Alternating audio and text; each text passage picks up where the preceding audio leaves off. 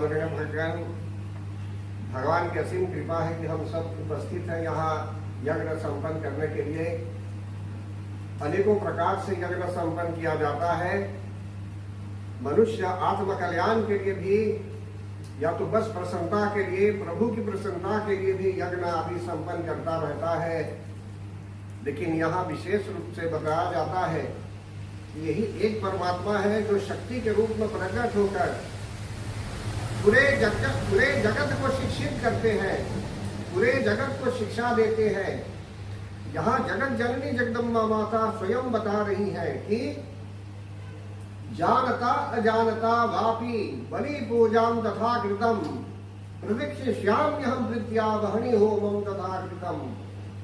कि जो भी व्यक्ति प्रसन्न मन से विधि को पूरी तरह से जानता है, चाहे नहीं भी जानता है, लेकिन जो पूजा अर्चना करता रहता है, हवन होमम आदि करता रहता है, तो ऐसी पूजा को वे स्वीकार करती हैं और कहते हैं कि पूजा या अग्नि कार्य महोत्सवे, जो अग्नि कार्य है, जो हवन कार्य है, जो हम संपन्न कर रहे हैं, ये सब रिकमेंडेड है हमारे धर्म ग्रंथ अनुसार। ये भी एक माध्यम है। मनुष्य मेडिटेशन भी कर सकता है ध्यान योग के आधार पर। श्रीमद् भागवत गीता में ध्यान योग भी है, कर्म योग भी है, ज्ञान योग है, अनेकों राज योग भी है, अनेकों प्रकार के योग भी हैं। अनेकों प्रकार से हम परमात्मा से संपर्क स्थापित कर सकते हैं। लेकिन फिर भी जो अभी प्रणाली चल रही है, जो भी अभी हमारे समक्ष है, हवन पूजन अर्चन आदि, ये भी एक अंग है, पूजा का एक अंग है ये भी। इसलिए उन्होंने यहाँ क्लियर कर दिया है, जो हवन कर्म भी कर रहे हैं ये भी उनको स्वीकार है। फिर आगे कहते हैं कि प्रतिदिन जो मानव जप करता रहता है, यज्ञ करता रहता है, अपने से मंत्र जाप करता रहता है, ठीक है, लेकिन बृहद रूप में भी अगर वार्षिक रूप में एक वर्ष में एक बार भी अगर बृहद रूप में कुछ हवन यज्ञ करना चाहता है तो वो भी वे स्वीकार करती है। अगर इस प्रकार की पूजा की जा रही है, वो भी भक्ति से समन्वित होकर जो मानव करता है और इस महात्मा को जो सुनता भी है, भगवती माता के जो चरित्रों को सुनता भी है, श्रवण भी करता है, तो कहते हैं कि श्रुत्वा, श्रवण जो करता है भक्ति से समन्वित होकर प्रसन्नता पूर्वक, तो भी समझ लीजिए अनेकों प्रकार से कल्याण होता है। और कैसे कल्याण होता है तो बताते हैं यहाँ, सर्वा बाधा विनिर्मुक्तो धन्धान्य सुतान्वितः मनुष्यो मत्प्रसादेन भविष्यति न संशयः।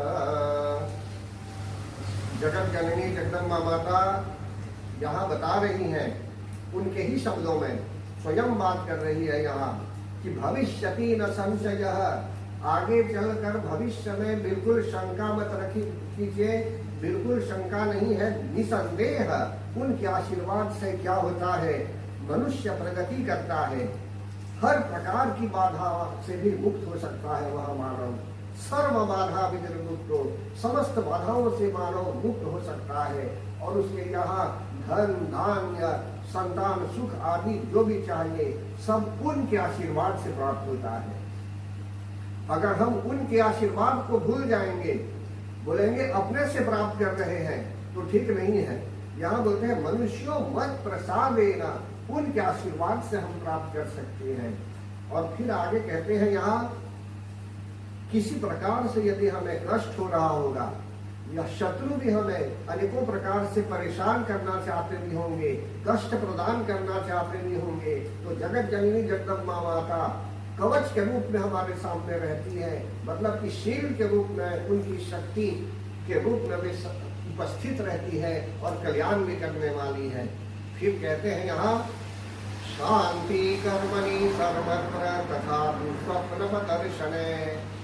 अगर हम शांति लाना चाहते हैं, अपने मन में शांति लाना चाहते हैं, अपने देश में शांति लाना चाहते हैं, अपने घर में या घर के पारिवारिक जन जो है उनके बीच भी यदि हम शांति लाना चाहते हैं, तो निसंदेह हमें उन्हीं की शरण में आना है। और वही जो है हर तरह से प्रयास करती है कि शांति की स्थापना हो। यदि खराब स्वप्न भी कोई देख रहा होगा, बच्चे लोग डर भी रहे होंगे, तो ऐसी स्थिति में भी वही प्रकाश डालने वाली है। और कल्याण करने वाली है। ग्रह पीड़ासु चोग्रासु महाविदम शनुयान मम। ग्रहों के कारण भी यदि किसी प्रकार से समस्या है और आपको date of birth, time of birth पता नहीं भी है या पता भी है, तो आप मंत्र जाप नहीं कर पा रहे होंगे, तो भी बस उनकी शरण में आ जाने से समझ लीजिए हर तरह से वे कल्याण प्रदान करने वाली है। अपने ही शब्दों में वो बताती है, उनके ही शब्दों में, ग्रह पीड़ासु जोग्रासु महाज्ञम शृणुयान मम। बस उनके चरित्रों को हवन नहीं भी करेंगे, उनके चरित्रों को भी सुन लेंगे तो समझ लीजिए अपने आप में कल्याण कर देने वाली है। उपसर्गाः समं यान्ति ग्रह पीड़ास्तु दारुणा। दुःस्वप्नं च निभृतदृष्टं सुस्वप्नम् उपजायते। दैहिक भौतिकता, शरीर के अंदर यदि किसी प्रकार की पीड़ा भी है तो कहते वे स्वयं बता रही हैं हमें। जब वे बता रही हैं तो समझ लीजिए परमात्मा ही बता रहे हैं कि दैहिक शरीर के अंदर की पीड़ा का भी निवारण वे करने वाली है, दूर करने वाली है। शरीर के बाहर दुर्घटना आदि का योग भी आ रहा है तो भी उसके लिए हमको सावधान कर देती है। फिर इसके बाद दैहिक भौतिकता, दैविक का अर्थ हुआ सेलेशियल, जैसे ट्रॉम्बलेमॉन देते हैं, भूकंप आदि, बाढ़ उतर जाना, सुनामी का आना, मतलब कि इस प्रकार के जो उपद्रव है इन सब से भी हमें रक्षा कर सकती है। फिर आगे कहते हैं बालग्रहाभिभूतानां बालानां शांति कारकम। बच्चों को भी यदि किसी प्रकार से कष्ट है और बच्चे अपने आप से समझा नहीं कि बारे में होंगे क्या है उन्हें, तो भी ऐसी स्थिति में वे कल्याण करने वाली है। दुश्मनों से यदि समस्या है तो दुश्मनों से भी वे मित्रता स्थापित करा देते।